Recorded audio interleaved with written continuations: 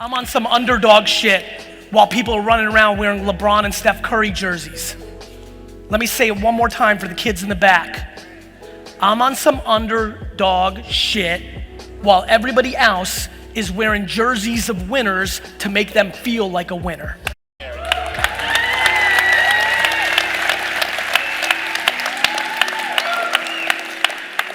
The number one unlock to happiness in this room is to go out there after this talk and get naked about your vulnerabilities, what you suck at, take a step back, go humble. This is about losing and humility at the forefront, and nobody's talking about it. Every single other person talking is talking about fake it till you make it, winning at all costs, look the part before you are. It is that shit, my man. People out here fucking bullshit. There's people out here acting like they're entrepreneurs and their mommy and daddy are paying for the company. You ain't winning. You're fucking losing in a way that you can't imagine. Let me tell you about the world I'm living. I'm watching people out here trying to trick losers. I'm trying to win with winners. Let me explain. When your mom and dad are subsidizing your business, but you're not telling anybody because you want to look like you're winning, you're losing because you're building insecurity. You're not winning. The only person you're tricking is other fucking losers.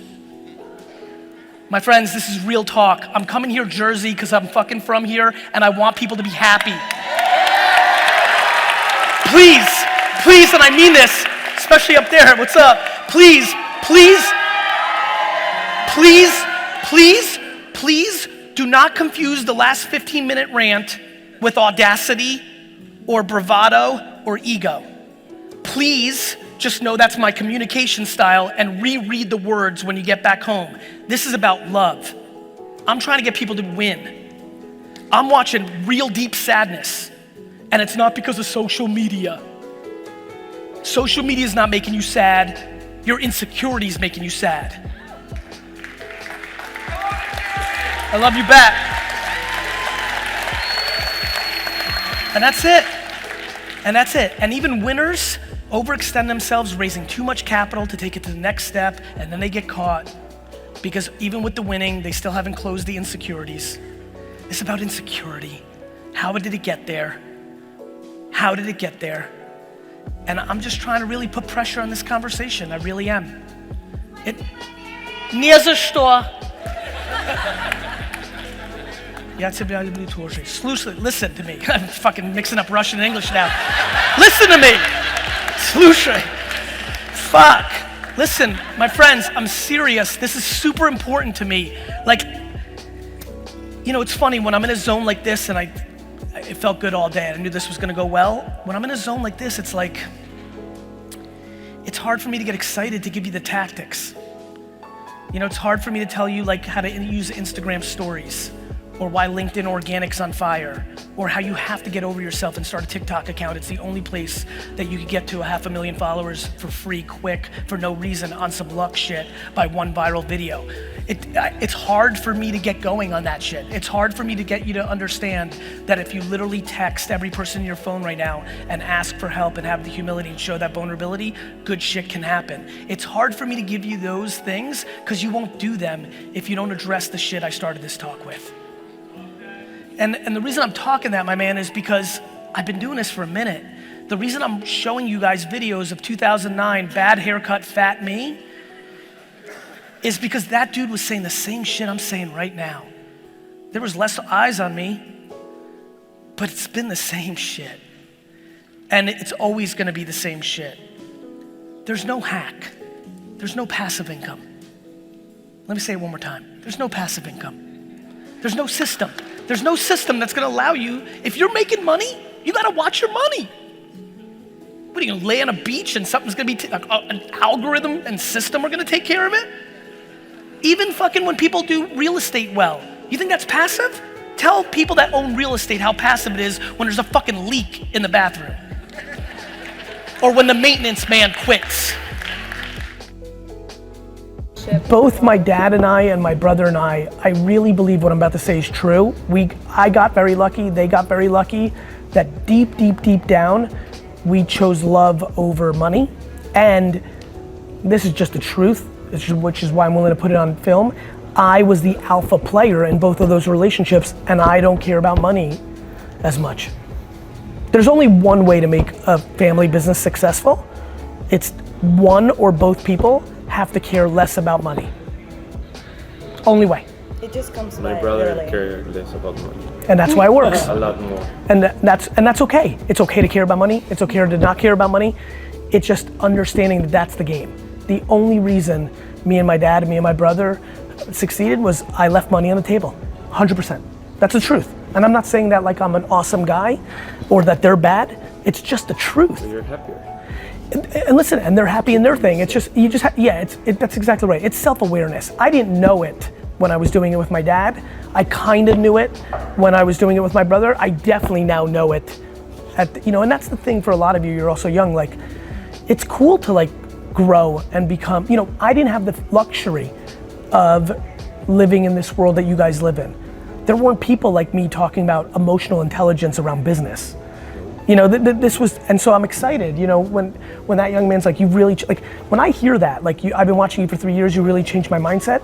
It's so powerful. It's so powerful. I sit there and when I hear that, I'm like, man, it's funny. I don't even feel like I'm myself. I'm like almost watching the conversation and I'm like, wow, the world is so crazy. Like we can all, you guys are already both feeling it as well. And it doesn't, and so it's just crazy to be able to impact somebody and I also know what I'm putting in the system. I'm putting a very important thing into the system, I think, selfishly, because I'm winning in business, I'm an alpha male, and most alpha males that are winning in business are talking about very different things than I'm talking about. And I think it's an important balance to the conversation. Leaving money on the table, patience, doing the right thing, gratitude, empathy, like all this stuff that, unfortunately for the last 50 years, alpha businessmen were talking about alpha businessmen stuff, but deeply and secretly were very unhappy and very broken. And I don't know, that's just not interesting to me. I don't want to teach people how to make $1 million, but then do drugs and alcohol and be in depression. What's the point? The purpose. Yeah, and I'm, what's funny? I'm very into like winning and building. This is not for me, like, I'm not looking to be a monk or a healing coach or live in that mountain and have people come and talk to me about it. I just think it's true. The fact that money and time have been subsidized by the internet because you can lay in bed and do it at 11 p.m. if you want, and the cost is zero. You don't have to buy a store and open it, like zero. It eliminates all your excuses, and now the question is, why not? Why are you not? And so I'm very passionate of getting this room today to start thinking about what they want to be doing and how and where and why. I'm breaking it down into audio, written word, videos, and pictures. You know what the 5 or 6 platforms are. Now it just becomes the match to get it started. And more importantly, and the biggest thing that I fear, will the group have enough patience to see the results? I was on Twitter from 2007 to 2011, and I replied to every single person that tweeted at me, and in the beginning, because nobody knew who I was, I went to Twitter search and I searched the word wine and other wine terms, found people talking about it, jumped into the conversation, and left good information. I did that for 7 to 8 hours a day for 4 years before anybody gave a fuck about who I was. Let me say that slowly one more time. For 7 to 8 hours a day, for 4 years, I would go to Twitter search wine terms, jump into them, and give information for 4 years before anybody gave a fuck who I was. Now I get DMs from people saying, in 3 weeks, I'll get a DM from somebody here saying, Gary, saw you in Jakarta, it was awesome. I started doing stuff, I'm not getting any traction. I reply, that's nice, Mario. You've been doing it for 3 fucking weeks. The level of let me take a real step back. If you're sitting in this chair and you want to do something that makes you happy and makes you money, let's just say that. I have no idea what people want in here, but fine. How many people happy money? Raise your hands if you want happy money. Raise it, don't be scared. Great. Let me ask you a question. If you have the audacity to be happy and have money, which, by the way, the amount of people that have lots of money and are very happy is very small. It just is. If you want to be happy and have money, don't you think it should take a long time and it should be hard? Right? That to me has been the most interesting thing. In this world that everything's so fast, and this world where 1 or 2 people look like Mark Zuckerberg or Travis, like where you can point to 1 or 2 people.